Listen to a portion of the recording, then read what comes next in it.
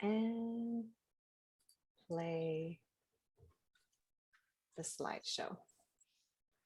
Great, so I still have the chat here. Make sure I have participants too. Okay, I think we're ready to go. All right, welcome everyone. This is the last workshop of the McNair Scholars Program summer series. I'm really happy to have you here. It feels a little strange. Oh yeah, do you have a question? I thought that there was a raised hand.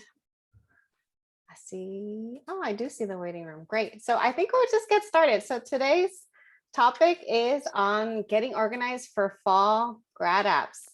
This is actually, I feel like this is my thing.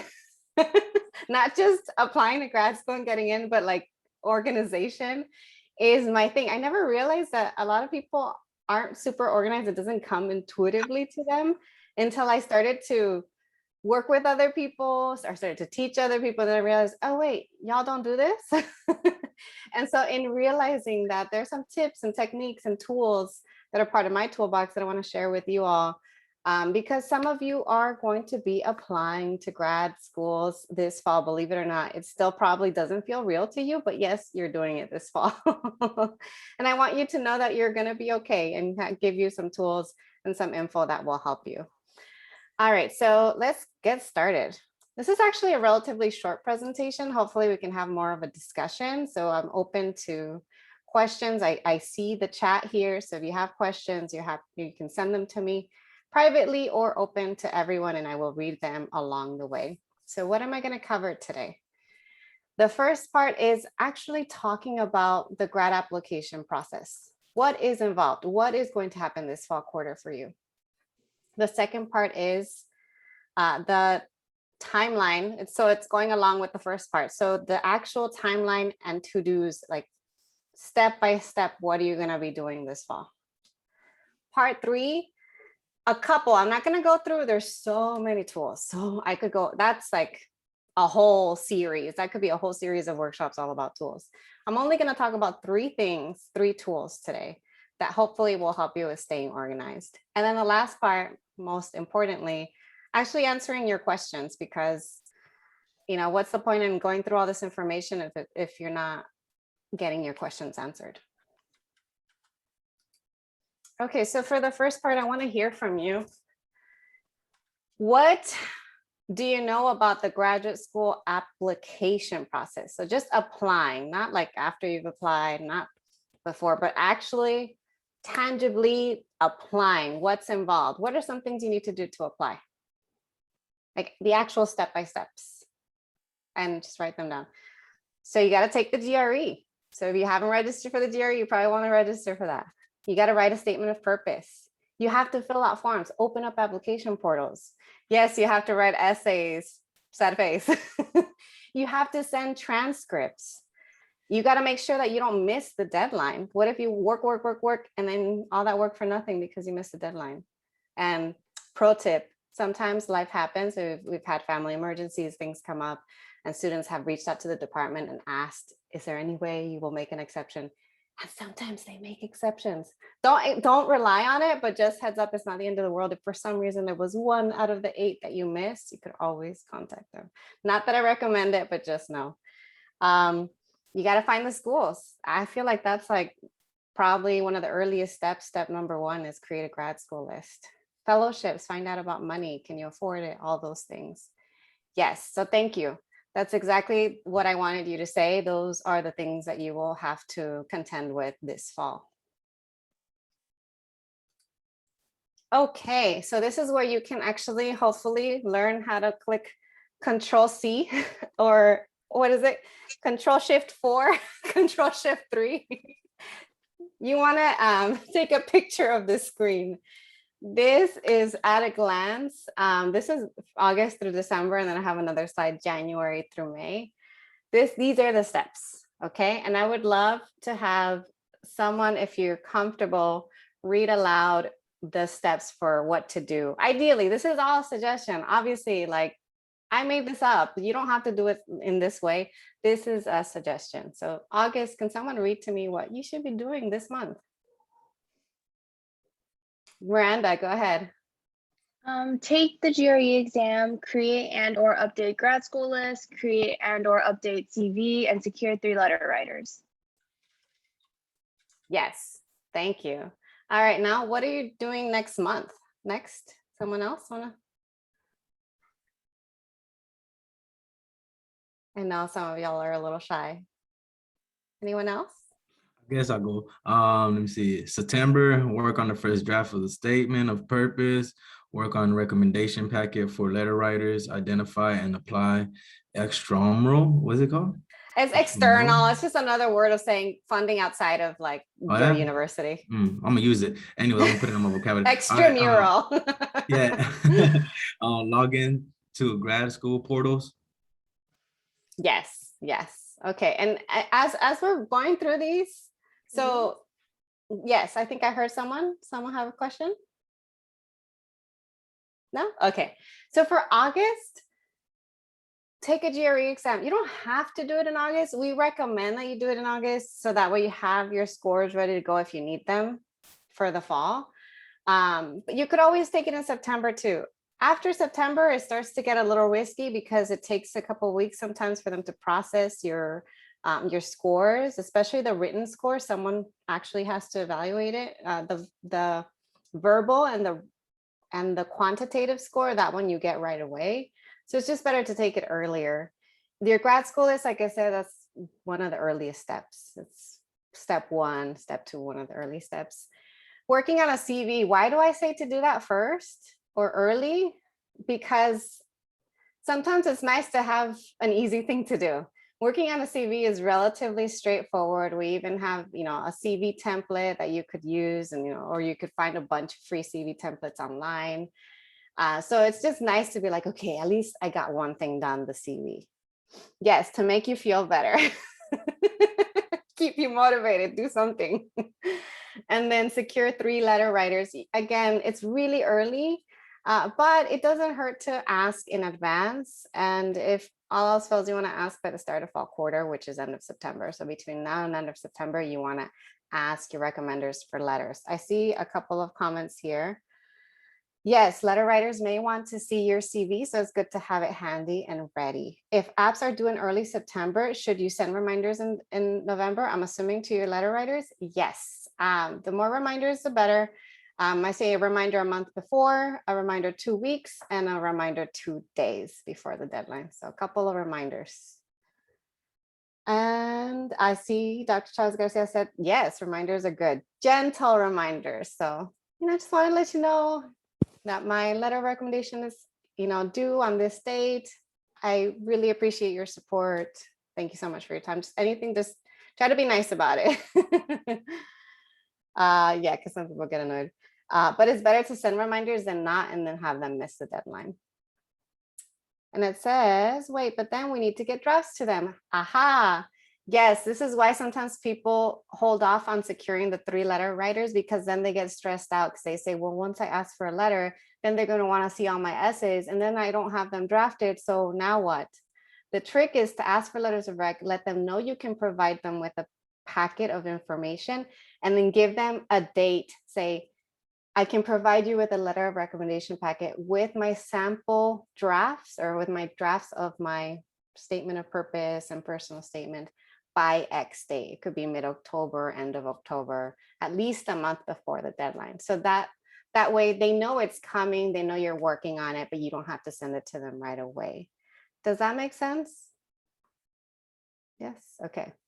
September, work on first draft of statement of purpose. Yes, start drafting your essays.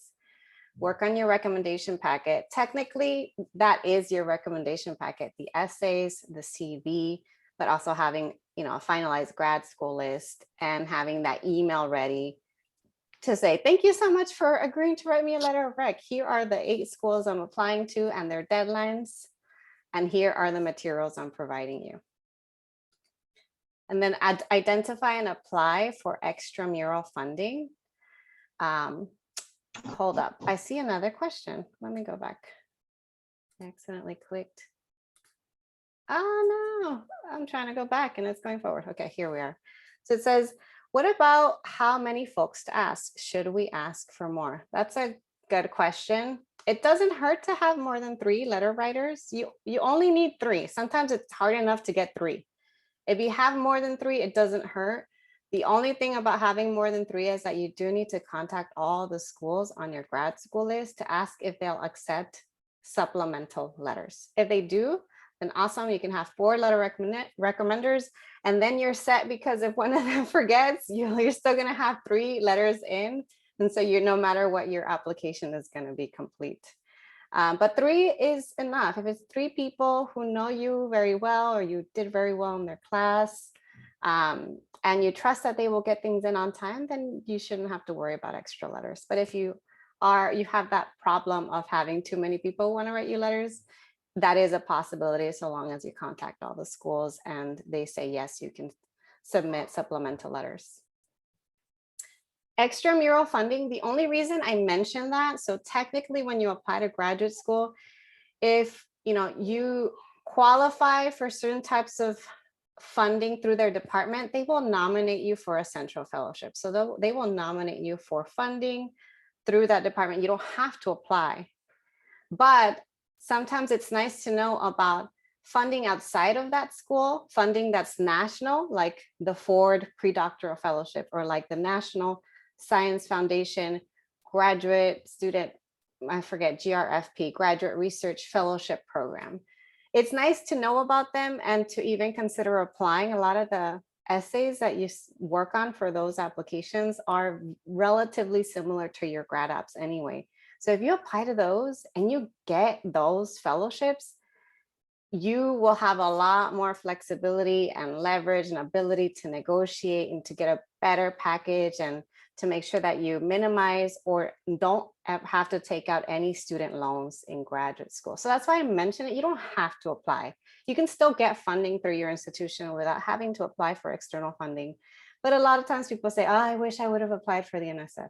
I wish I would have applied for the Ford. No one told me. So here I am telling you, so that way you don't say no one told me. So I see NSF is due through October. Yes, that's another reason why I'm telling you now. You're like, why are you telling us this? Like, it's not fall yet. I don't want to think about grad school apps. I want to take a break. I just did the whole summer program. Well, actually, yes, the NSF dates are always due mid to late October, usually like the 23rd, 24th, 25th, around that time. Definitely no later than Halloween. And it comes up really quickly. Fall quarter starts at the end of September. You have less than a month to apply for the NSF, should you decide to do that. And each discipline that's right for the NSF has a different deadline. So you have to be very careful when you go to their website to find out what's your major and discipline and what's that deadline for that one. It can be complicated, which is why it's good to stay organized, which is why I'm doing this workshop. Okay, and in September, log into grad portals. It's always nice to just like log in and find out what the portals look like, to demystify the process, make it feel less scary. Once you actually like, you get a username, password, log in, you can see what does it actually look like to submit everything and apply. Okay, so let's keep going. I know I'm spending a lot of time on this one slide that has a lot of content. So October, anybody want to read what you're supposed to do in October?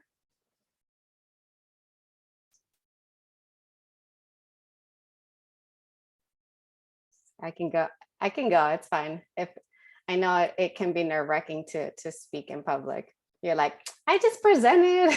I just did my presentation for McNair, for Edison, or other programs. Now you're asking me to speak again. So what are you doing October?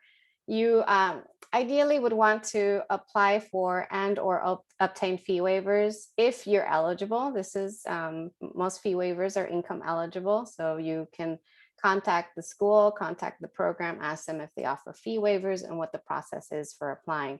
Sometimes if you just can verify that you're a McNair scholar, you get a fee waiver. If you can verify that you are considered a low-income student, they will give you a fee waiver, or they will ask you to submit a form to apply. All right, you need to finish your first draft of the personal statement. So keep this from here on out. you want to be working on your essays, and you want to not just work on one draft, but multiple drafts. That's how you're going to end up with a very polished essay. A lot of times, if you ask people for samples, hey, can I see your personal statement? And if they're willing to share it with you, you might read it and think, I could never do this. I could never write like this. This is, I'm never going to get into grad school. But what you don't see is the multiple drafts that they went through to get their essay to that point, and the multiple people that reviewed their essays and gave them feedback. And so I want the same to be true for you to already know my first draft is not going to be great. And the draft maybe that you send to your letter writers might not be perfect. And that's okay, because you're going to be continuously working on it from now until the deadlines in December or January. PhD deadlines are due in December, but you might have a few that roll over into January and even February for master's programs. Oops, I see I have my own typo here. Work on your writing sample if it's required, and give your recommenders the letter recommendation packet. I recommend by the end of October, just to get it out of the way and not worry about it. Even if your essays are not, fine, they're not going to be finalized by then. It's good to send it their way and let them know it's a draft. I'm still revising it, but here's the info. Really what your recommenders need is content. They need information. They need data. They need things that they can list in their letters. They're not necessarily there to get your essays so that they can tear it apart and give you a bunch of feedback, unless you ask them for feedback. All right, let's move on to November. So my suggestions for November: if you're applying for external funding, again, you don't have to, but if you're applying for extramural fellowships like the Ford, the NSF, the Paul and Daisy Sotos Fellowship, and so on, you want to keep doing that. I think the Daisy Soros is that the deadline comes up in early November. And then revise and edit your writing sample. This applies for those of you in the humanities and social sciences. And then order your official transcripts. Transcripts, you could do that in September if you wanted to. You technically can get it out of the way as soon as if you took summer courses, as soon as your summer session grades show up, then you can submit your transcripts. They're not going to have your fall quarter grades anyway, so you can send them as soon as possible, but no later than November. Sometimes students think it's such an easy thing that they hold off and wait until closer to the deadline. But the problem with that is that if you're waiting until December to send it out, and let's say you have a December 30th deadline, and you find out one of your schools requires an official transcript, and then you have to order the official transcript from your university, but your university is closed because of winter break. Do you see how things can get complicated there? Because then maybe the university takes longer to mail your transcripts to you. You don't get them by the deadline. Your school doesn't get them by the deadline. Your application's incomplete. This is worst case scenario thinking, and it's most likely not going to happen to you. In fact, most schools will probably ask for unofficial transcripts, which means you'll be able to log into Gold or whichever website you log into to get your unofficial transcripts, download them, save them as a PDF, upload them to your portal, and be done with it. No matter what, I want you to get it done no later than November. Just another thing off your checklist, transcripts. The same goes for GRE scores. When you take the GRE, and please correct me if I'm wrong because I haven't taken the GRE in a long time. I'm assuming they give you the option to send your scores to a few schools. Is that still true? Can I get a thumbs up, or maybe some folks not sure? Okay, there was at least one thumbs up. So you can start to send scores as soon as you take the GRE, but then inevitably there will be some schools that you will want to send your scores to after you've taken the exam. And if that's the case, there is a fee involved, and you want to make sure that it actually gets sent to them on time. And it can get tricky because GRE scores don't necessarily go to the department itself. They'll go to the university. And usually when it goes to the university, it goes to their version of Grad Division, and then Grad Division communicates with the department.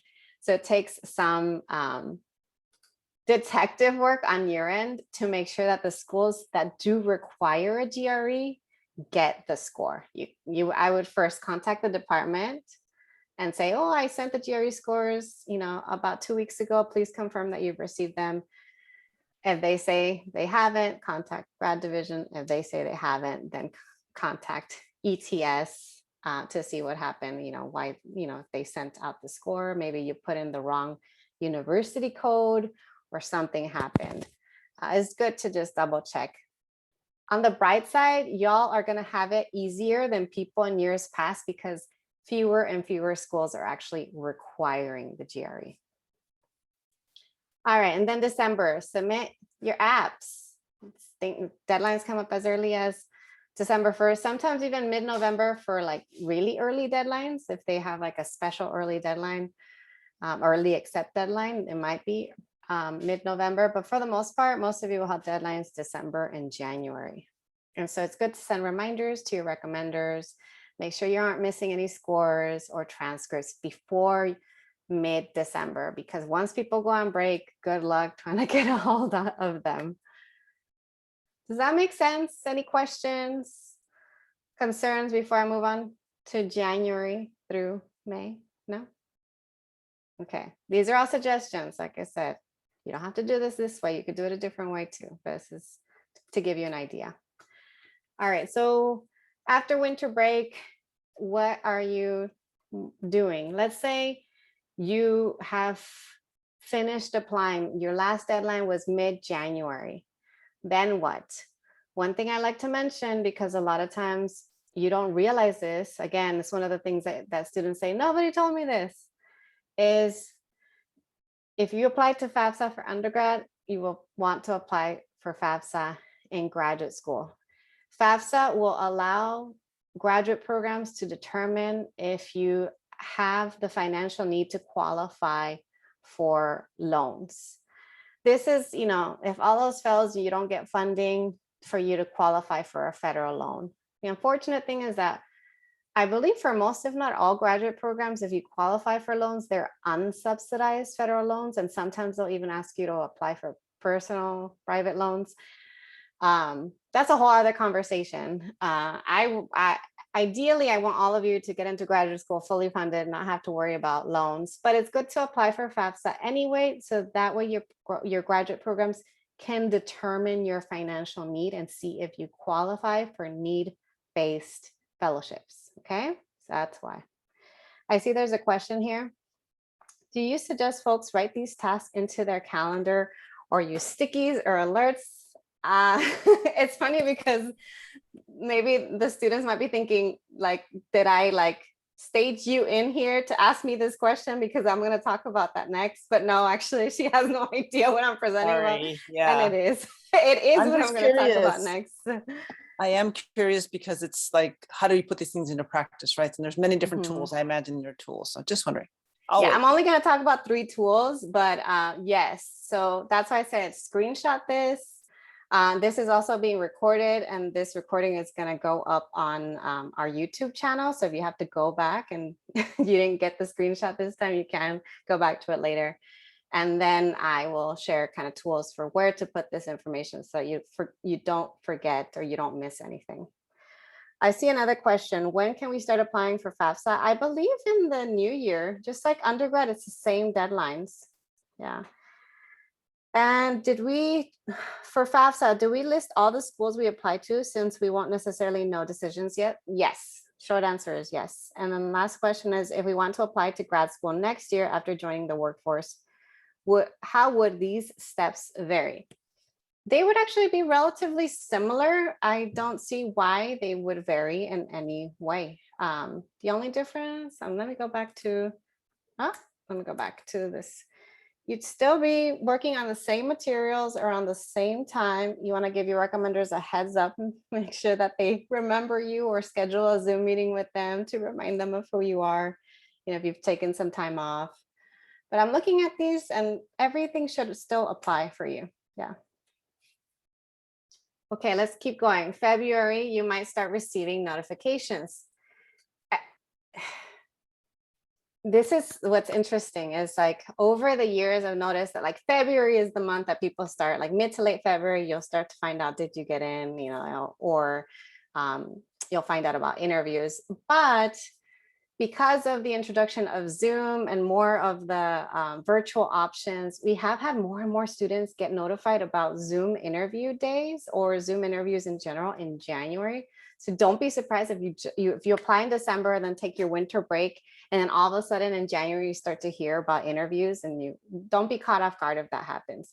But also at the same time, if it's crickets and you hear nothing in January, don't freak out. It doesn't mean it's the end of the world. It doesn't mean you're getting in nowhere, because it's so specific to departments and what's going on with some departments take longer to review applications, to notify students. Some take shorter. Sometimes it also depends where you fall on the list, if you're on a short list, if you're on a wait list. So it's really hard to know what's going to happen for you and your discipline, but just know expect to hear something mid to late February. I know. So the one thing that we recommend for students in the winter quarter when you're doing the waiting game is to stay busy. Do what you need to do, whatever you need to take many classes, do whatever you need to do to get distracted and stay busy. Otherwise, that anxiety is gonna be high in the winter quarter. All right, and then yes, I see mock interviews. So interviews come up February and may continue through March. So decisions, interviews, more decisions between February and March. And it's good to prepare to conduct mock interviews, to talk to people like, what does an open house look like? What should I expect? How do I prepare? What do I say? What questions do I ask? Asking your mentors, asking grad students, asking whoever it is that's going to be part of your team helping you to apply to grad school. I'm glad to hear that this monthly breakdown is helpful. I spent my time working on this, envisioning myself as an undergrad, hoping and praying that what I say still applies for you. All right, March, negotiating funding offers. Yes, this is actually not something I knew when I was an undergrad that you could even negotiate. I just thought, okay, if I would be so grateful to get a yes from anywhere, and I will take it and I will go and I won't ask for more because I don't want to be greedy or selfish. But in actuality, it's not greedy or selfish to negotiate, to see what else they have to offer. If you don't ask, you're not going to get anything. The squeaky wheel gets the grease. So it's better to ask. And the worst thing that can happen is you don't get what you asked for and you still get the same offer. Does that make sense? So negotiating funding, creating a grad school budget. So find out, can you make ends meet? How, what's the cost of living, where you're thinking of going? Meet with faculty and grad students because you're trying to make a decision. You want to make sure that you can actually envision yourself there, especially if you can't travel there. In April is when you're deciding SIR, statement of intent to register. The same way that you said yes to UCSB, you're going to say yes somewhere else. Yes, very exciting, very nerve-wracking. It's the same deadline as taxes. So if you always remember, taxes are due April 15th. SIR deadline is always April 15th, no matter what. There are always exceptions. So some master's programs have later SIR deadlines, but for the most part, I have not ever witnessed a single PhD program that didn't have that April 15th deadline. And then April is a good time to plan to transition to grad school. So this is all like the mindset stuff of like, oh my goodness, I have to move. And if you're moving out of state, how am I going to do that? And what about my family? And what about this? Am I ready? All the things.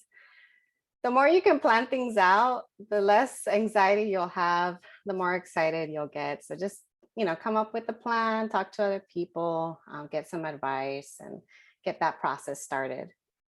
May, look into housing options, plan for moving away. Reason I say May, it may seem early, especially if your programs are starting in August and September. May feels really early because, if you're trying to move out somewhere, usually it's like a month before that you're looking for housing. But I say May just as a precaution, because if you're trying to get graduate student housing, those have wait lists, and you want to make sure that you put in your application as early as possible. So that way you're higher on the wait list and you have a good chance of getting a spot in graduate student housing. Why would you want to be in graduate student housing? Because graduate student housing is, usually subsidized, which means that you're paying less than the area. And it's usually close to campus. So if you want to be close to campus and not pay as much in rent, you might want to look into graduate housing. The slides are not currently on Gaucho Space, but for those of y'all that are our students, Edison, McNair Scholars, I'm going to post them up on Gaucho Space after the workshop ends. So you can, go in at 2:30, they'll be there. Okay, May is also secure a summer job. This is optional. Everybody's financial situation is different, but for the most part, I know a lot of us, it's really a financial strain to try to plan to move somewhere. And that's why I recommend securing a summer job if you can, something that's just temporary, so that way you can save up for your move. And then the last thing is celebrate. It's a huge deal to get into grad school. Okay, any questions? This is all I'm going to say about the timeline. No? Okay, I'm going to move on. So now let's talk about some other fun stuff. Fun for me, maybe not for you. So tools, these are the 3 tools I'm going to focus on today. I get so excited talking about tools. One is folders, foldering systems, staying organized, and putting things up on the cloud. 2 is Kanban. If anybody's heard of Kanban, we're going to talk about what that means and how to use that. This image here is an example of the Kanban system. And then number 3, calendars. I know we are all familiar with using calendars, Google Calendar, planners, but sometimes some of us don't use them as regularly as others. So I'm going to talk about some strategies for how to use calendars and planners as you're applying to grad school.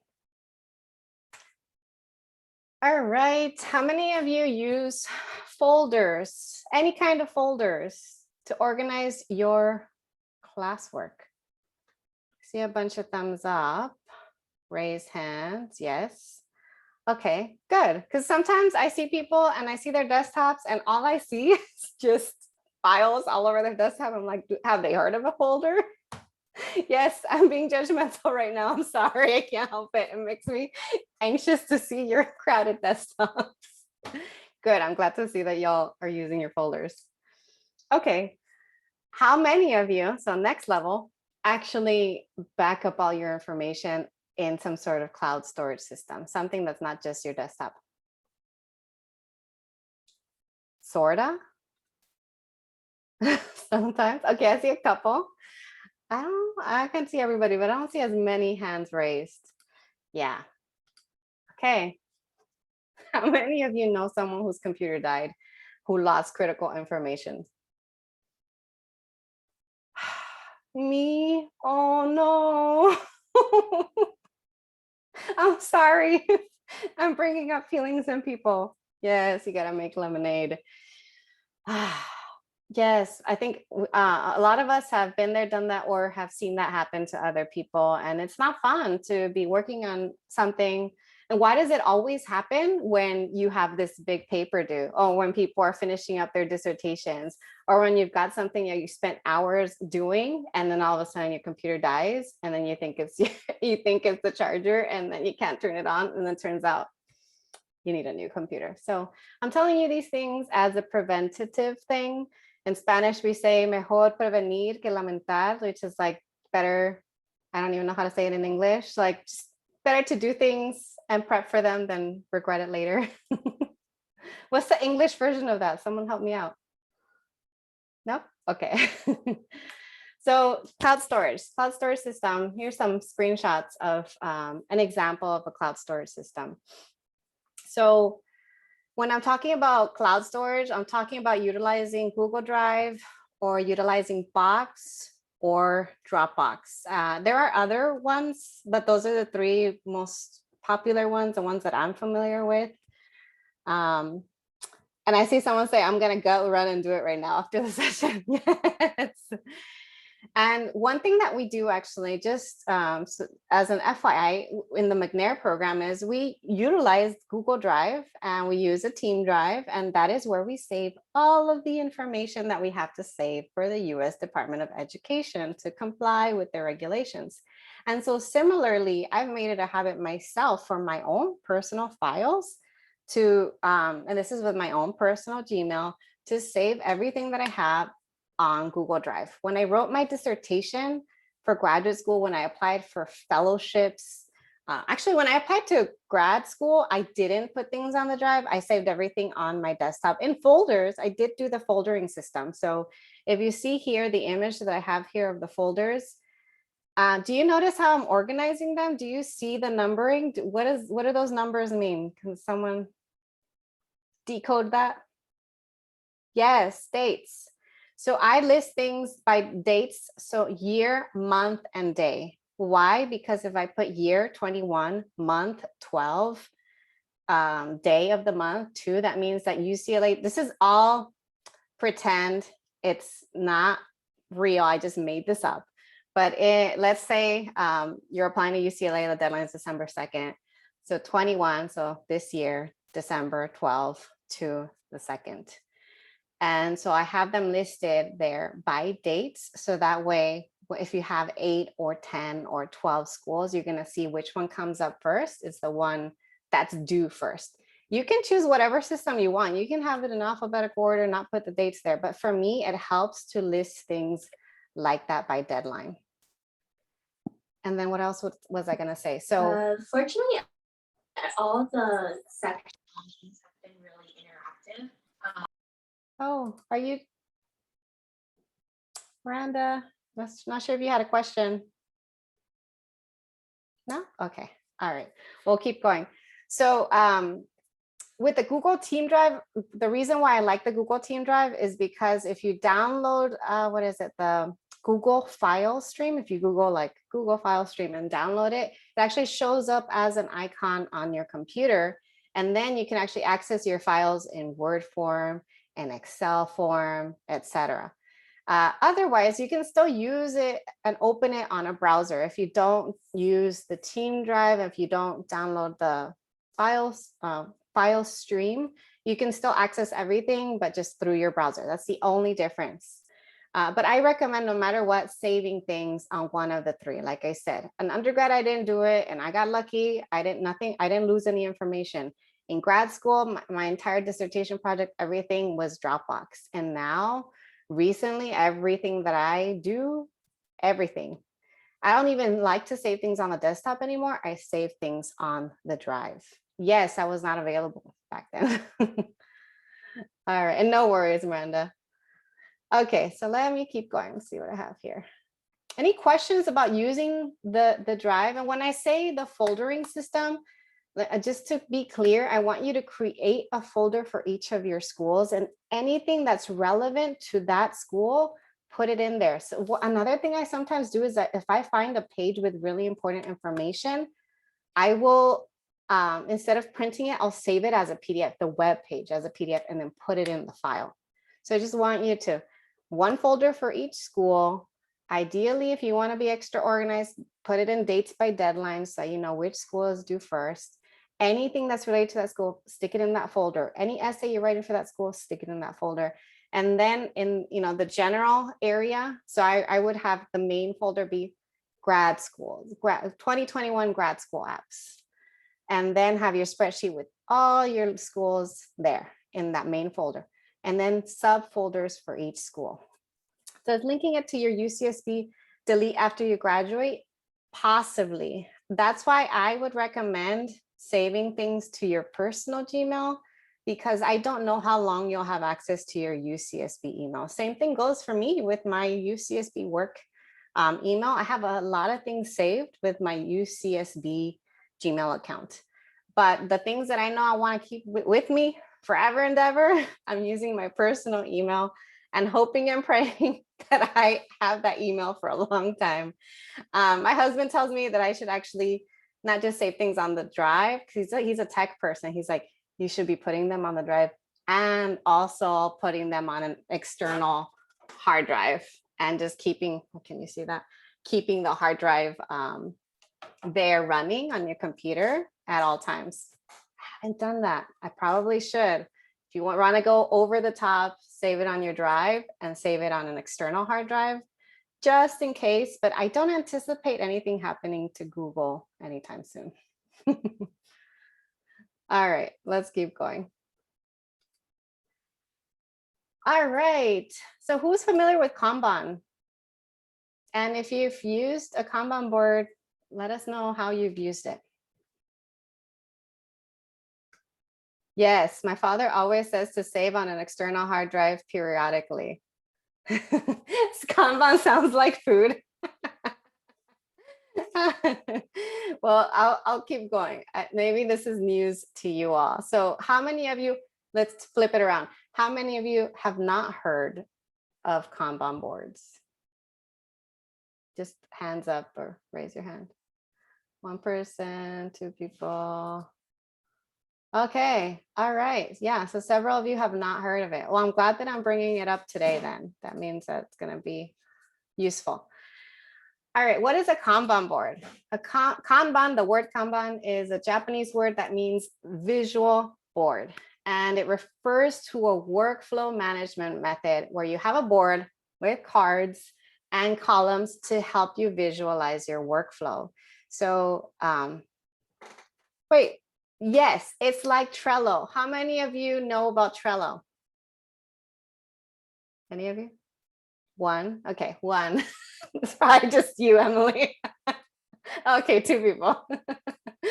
So Trello, oh, what did I do? Let me go back. Trello, Monday.com. This image here is actually a screenshot that I took of a board that I was just like quickly creating on Kanban Flow. I use Kanban Flow just because I've been using it for years, and so I'm familiar with it. Trello looks a lot prettier than Kanban Flow, but Kanban Flow has all of the features that I need to stay organized. So why do I like Kanban boards? I like Kanban boards because there's only so much that you can do in terms of putting information on your calendar for things that you need to do. And I noticed that maybe it's my personality, but sometimes when I feel something coming up that's a big project that requires a lot of tasks, I get overwhelmed. And then sometimes I can't even sleep at night because I'm like, I'm supposed to do this, I'm supposed to do that. Does anybody ever get like that? And so for me, it helps to know I have this board where I can just vomit out all of my tasks. It's like, oh, I'm supposed to do that. So I put the tasks on my board. And the great thing about these boards is that you can modify the columns as you see fit. So it doesn't have to be these 4 columns: done, in progress, due today, due tomorrow. In fact, you know, when my husband's not the most organized person. So he was overwhelmed when he was doing grad school, and I helped him by creating a Kanban board for him. And I labeled it by weeks because he was a grad student at UCSB. And so I had him label, or I was helping him create his Kanban board. And I was like, okay, create a column for each week. Week 1, 2, 3, 4, 5, 6, 7, 8, 9, 10. So he created 10 columns. And then I was like, okay, write down all of the homework per week per class. So he had 3 or 4 classes. And then he'd write week 1 assignments for 1 class, 2, 3, 4. And so let's say like in progress, this image you're seeing here, maybe that was week 1. Create LOR packet, maybe that was like class 1 homework. And then the sub bullets or the little checklist down there are all the things that he needed to do that week for that class, the assignments. And so he just needed to go to his Kanban board, check what was due that week, and start checking things off and adding things as they came along. It's just a place to put your to-dos. So what do I recommend? The first couple of slides on the timeline, you saw that I wrote down all these to-dos there, putting those to-dos on a Kanban board and having them organized in whatever method is best for you. You can keep it like this: in progress, due today, due tomorrow. I think my own personal board, I don't have in progress. I put due today, due this week, due next week, and then future tasks. That's how I organize it. So today, this week, next week, future tasks. So I'm always thinking a week in advance. And then future tasks are things that I know, like, okay, so if I were you, maybe I would organize it like that too. And I would say, okay, today I need to submit, upload my transcripts and work on my CV. This week I need to ask for letters of rec. Next week I need to take the GRE. And then future tasks, UCLA deadline, U of A deadline. You know what I mean? It's just whatever method works for you. You don't have to do it exactly in that way, but I do recommend having a Kanban board so that way it's just a place where you can put all the things that you need to do eventually to complete or to apply to grad programs. Yeah, that will be useful actually. Every time I try to move my little mouse, it goes to the next slide. Hopefully it will be something that you'll use in grad school too, because this was very helpful for graduate school and for organizing my tests related to completing a dissertation. So if you're working on a thesis, you could have multiple boards. You could have a board for your research, you could have a board for your grad apps, or you could have one board where you put everything in, but you color code it. That's what I do. And I know it can get messy for some people, but I have one board and I color code everything. So anything student related is orange. Anything green is like financial. Anything purple is related to the grant. Anything blue is like admin tasks. You know what I mean? So I have things color coded. So then sometimes I look at my Kanban and I'm like, ooh, I have a lot of orange. I have a lot of student related tasks this week. So just mess with it, play around with it. Now's a good time to just try it out, see if you like it, and start adding the stuff. That way, when fall quarter starts, you're going to feel like I'm ready to go. I've got everything. I know exactly what I need to do. Okay, let's move on. Any questions before we move on? No? Okay. How do you organize your time? So now we're going to talk a little bit more about time management. You can write it in the chat, or I see someone raising their hand. Go ahead, Rosalind. Yeah, so currently I use paper planners, and the things that I register with like online, like those all go to my Google Calendar like automatically. So, and then I sort of like double check, but I mostly use my paper planner, and I actually use more than one sometimes. You use more than one planner? How do you not get confused between the two? Like one I'm trying to use like only for school related things, like so I can give like more detail on and have enough space for it. And then the other one has like, it's like a master calendar, like has like all of my appointments, if that makes sense. Yeah, so I can have the space. That's like you were mentioning how you can sometimes run out of space. There's not enough space for you to put things down. So yeah. So that's actually one strategy, and that could work if you're good at continuously checking both. And I kind of do that too. But I use the Google Calendar. I used to use planners, but then I got hooked on Google Calendar because Google Calendar sends you reminders, and I like getting reminders. Oh, the reminder. Yeah. So, but I have a personal calendar and I have a work calendar.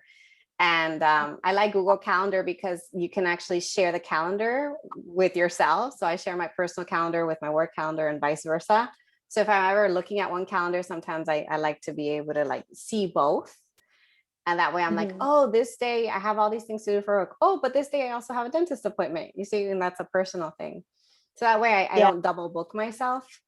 So that's one strategy. That's great. Yeah, if it works for you, keep doing it. I have heard of students who don't use any planners or any calendars. Oh, goodness. I don't know how they do that. I also use the alarm on my cell phone also. Good. So for appointments, because sometimes you just forget or you don't look and other things are going on. But like when it makes that sound, it lets you know that this is coming up. Alarms are great. Yeah. A lot of people use the Pomodoro method, and they work for 25 minutes and they set their alarm. And then when the alarm is up, they get their short break. I see a couple of other people actually said, what do people do? Hold on. Google Calendar, a lot of Google Calendars. How do you do all this while doing classes, work, and sleep, scheduling breaks and self-care? I do my time management in 15-minute increments. So yeah, that's similar to the Pomodoro that I mentioned. So instead of 25, doing 15 minutes. And paper planner. What else? Use the notes app. So some people use the notes app to write out goals.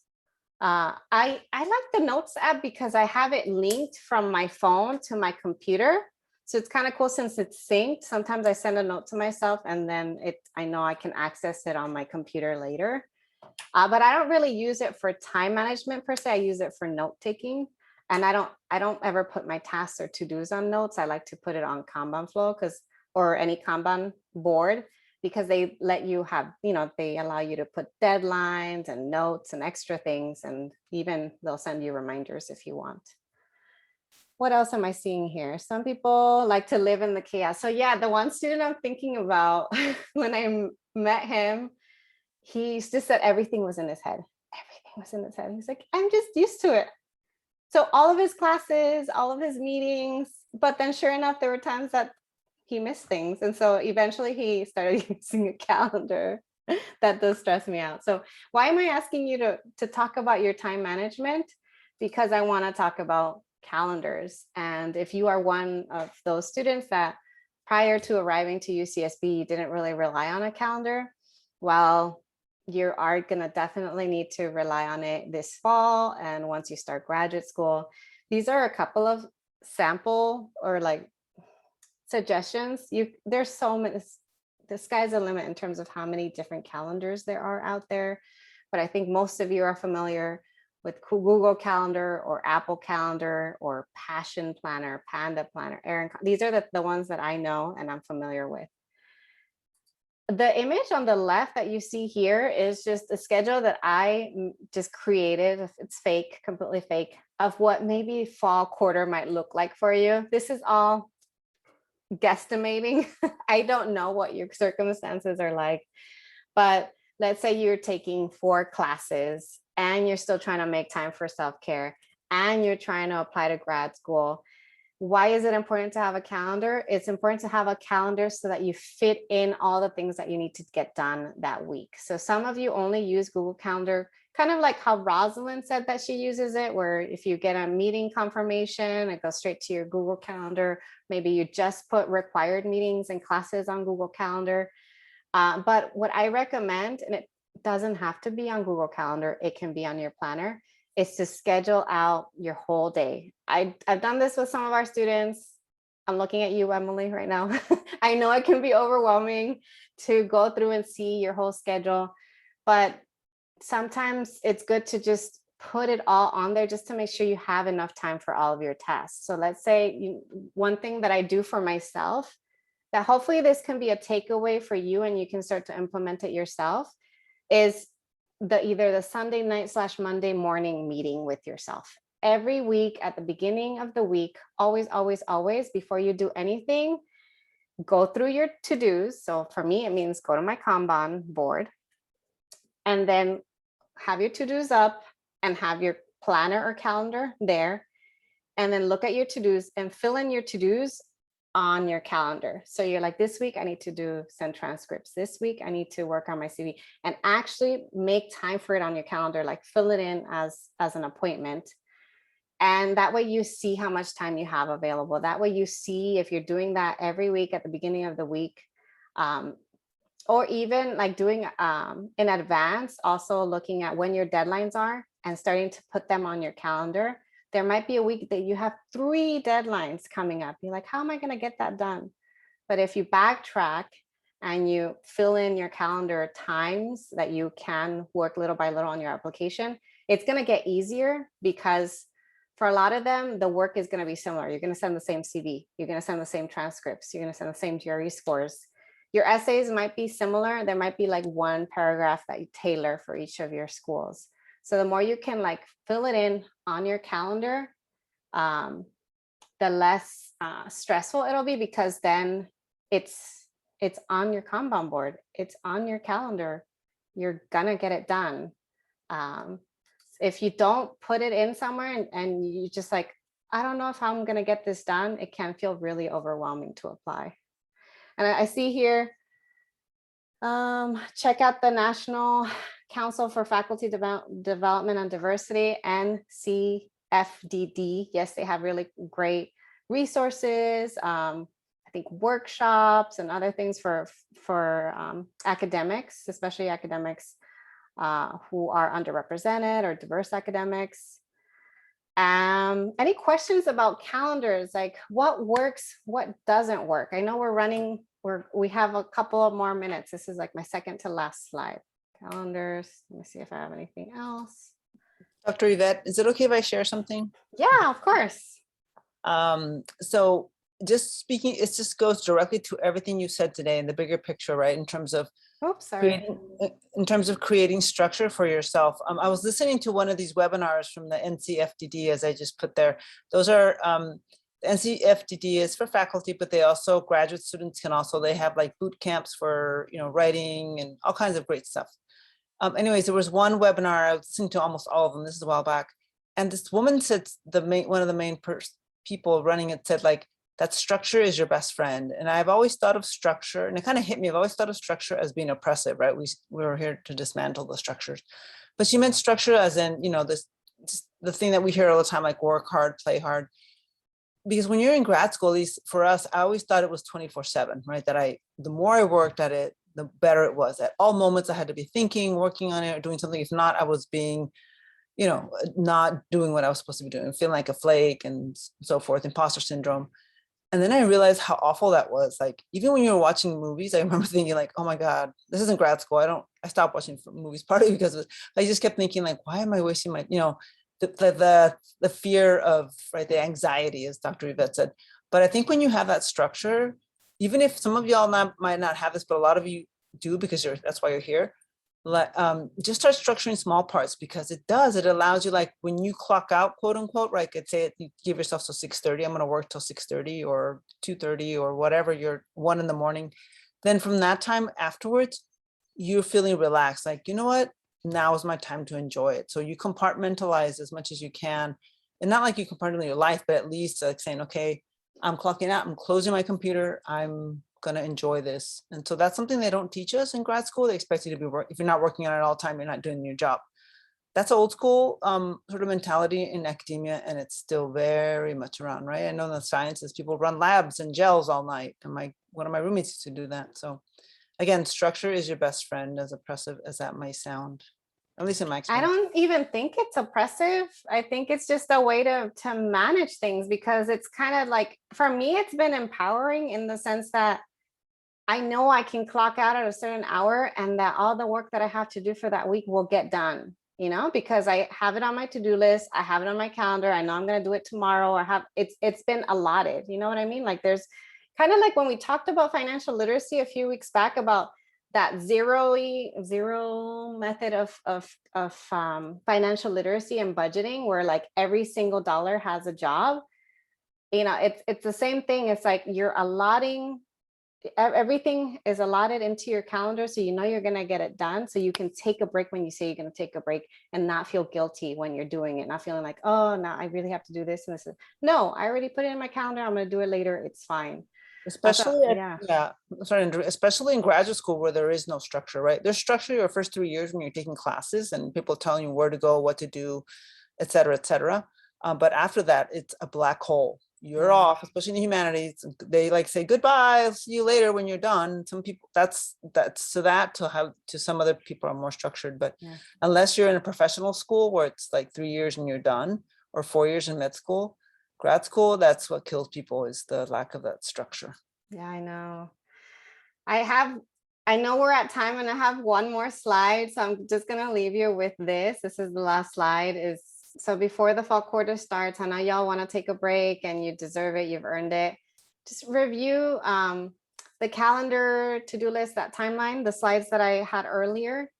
Review that one more time, and then determine your own foldering system. What are you going to use? Your own Kanban board if you want to try the board. If not, you're going to have a place to write all the to-dos. It doesn't have to be a Kanban board, but figure out what is that place for you.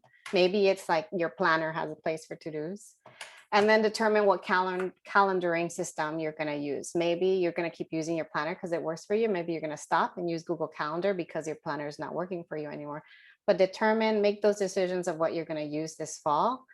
And then start working on the August and September tasks. Don't try to front load and do the October, November, December, just August and September, and then take a break because you deserve it.